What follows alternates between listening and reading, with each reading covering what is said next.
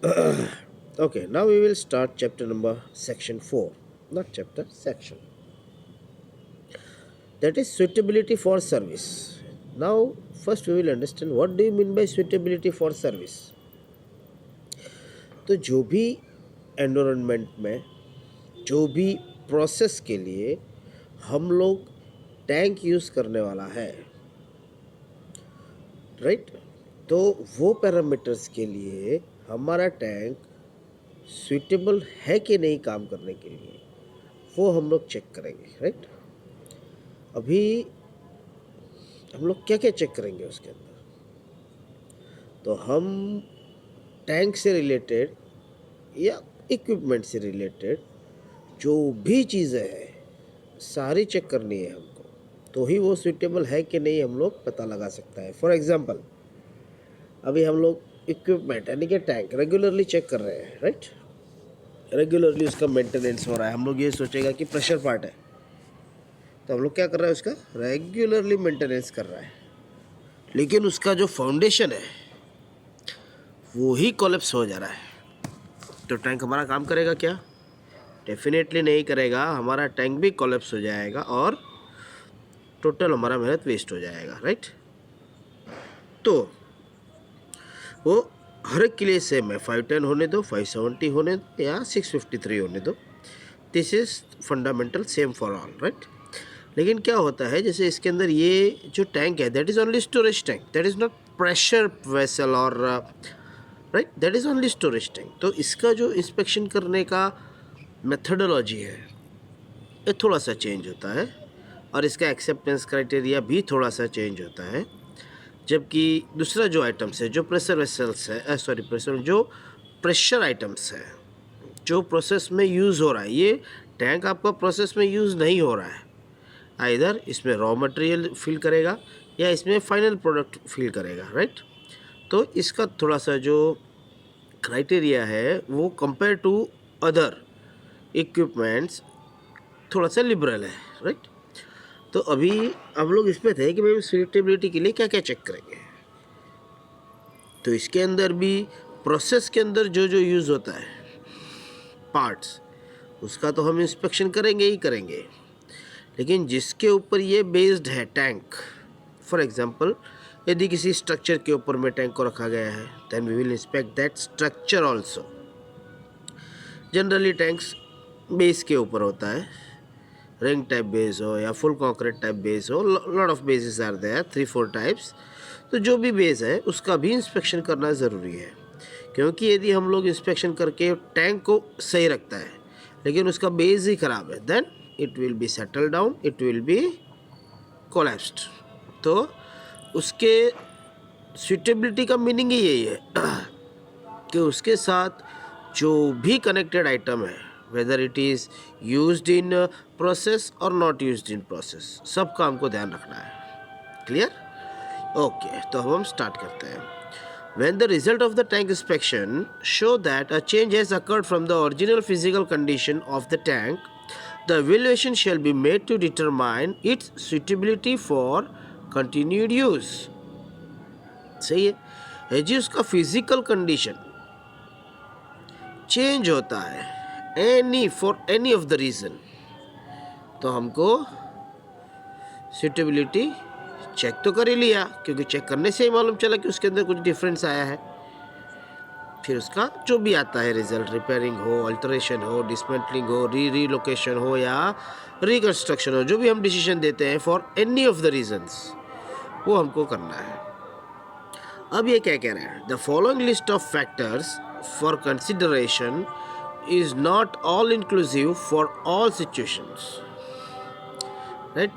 The following list of factors for consideration is not all inclusive for all situations, nor is it intended to be a substitute for the engineering analysis and judgment required for each situation. ये तो actually मुझे भी समझ में नहीं आया कि ये क्या कहना चाह रहा है, लेकिन मैं मेरी तरफ से आपको समझाता हूँ, इससे लिटिल बिट ईजियर हो जाएगा। तो अभी ये कह रहा है internal corrosion due to the product store और वाटर बॉटम्स, ठीक है। अब ये मीनिंग समझाता हूँ मैं आपको।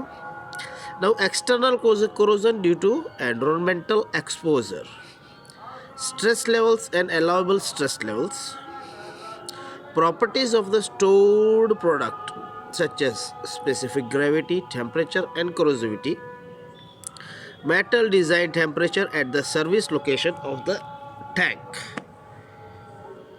external roof, live load, wind and seismic loadings, tank foundation, soil settlement conditions, chemical analysis and mechanical properties of the material of construction, distortion of the existing tank, operating conditions such as filling, emptying rates are frequency.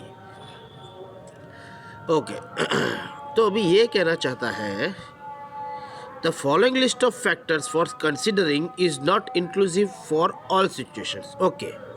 तो अभी सबसे पहली चीज़ ये है कि किसी भी vessel में या टैंक में या any of the item used in process उसमें चेंजेस क्यों आता है, वाई. तो इसने ये पैरामीटर्स दिया है कि ये रीज़न से उसके अंदर चेंजेस आने का चांसेस है. One is internal corrosion due to product, right. Internal corrosion आते रहेगा और उसका जो थिकनेस ऑफ द मेटल है वो पतला पतला होता रहेगा, means that is one type of change. Second one is external corrosion, that is due to the environmental, right, changes. Now stress level is there, allowable stress level is different, and what stress is already there, actual stress, that we have to follow. क्योंकि allowable stress जो है वो इतना ज़्यादा उस जो metal है उसके ऊपर चेंज नहीं लाता है, लेकिन जो उससे बियॉन्ड जाता है मीन्स एक्चुअल जो स्ट्रेस है उससे उसमें चेंजेस होता है. दूसरा है कि उसके अंदर जो हमने प्रोडक्ट फिलअप किया है उसका जो स्पेसिफिक ग्रेविटी है, उसका जो टेम्परेचर है और उसकी जो कोरोसिविटी है, इसकी वजह से जो उसके अंदर फेर फार होता है, इसीलिए हमको उसका सुइटेबिलिटी चेक करना है. Now metal design temperature at a service location of the tank, design temperature जो भी है उसका वो हम चेक करेंगे. नाउ उसका जो रूफ का लाइव लोड है वो भी क्या करता है, इम्पैक्ट करता है उसका बॉटम का ऊपर में, जिसकी वजह से सेम ये स्ट्रेस लेवल में डिफरेंस आता है. दूसरा विंड एंड सेस्मिक लोडिंग्स, तो जो उसके ऊपर अननेसेसरी लोड्स है वो भी हमको काउंट करना है. अननेसेसरी मतलब जो प्रोसेस में यूज़ नहीं हो रहा है, राइट. तो उसका जो रूफ लाइव लोड है, ठीक है, then wind and seismic loadings, ये भी हमको इसकी वजह से भी चेंजेस आता है. किस में, इक्विपमेंट का कंडीशन में. अब इसका जो टैंक फाउंडेशन है, उसका जो सॉइल टाइप है और उसका सेटलमेंट कंडीशंस जो है उसकी वजह से भी चेंजेस आता है. Okay. Now chemical analysis and mechanical properties of the material of construction. Okay. अभी हम लोग ने जो मटेरियल यूज़ किया है कंस्ट्रक्शन के लिए उसका केमिकल एनालिसिस, मतलब केमिकल जो भी चेंजेस आता है ड्यू टू प्रोसेस पैरामीटर्स. अभी प्रोसेस पैरामीटर्स की वजह से उसका जो मटेरियल है, बेस मटेरियल है, उसके अंदर भी चेंजेस आता है. अब किसी भी मेटल में क्या चेंजेस आ सकता है, only two types of changes, one is mechanical changes, another one is chemical changes. दूसरा तो कोई चेंज आने वाला है नहीं, राइट. मैकेनिकल चेंजेस में सब आ गया, थिकनेस चेंज भी आ गया, या उसके अंदर कुछ फिटिंग्स हो गया है, या उसके अंदर कुछ डिफेक्टिव मटेरियल है, इंटरनली डिफेक्टिव है जो कंस्ट्रक्शन के टाइम पे चेक नहीं किया गया था, या चेक करके कुछ जो भी हो, मतलब उस टाइम पे जो भी छूट गया है वो हम लोग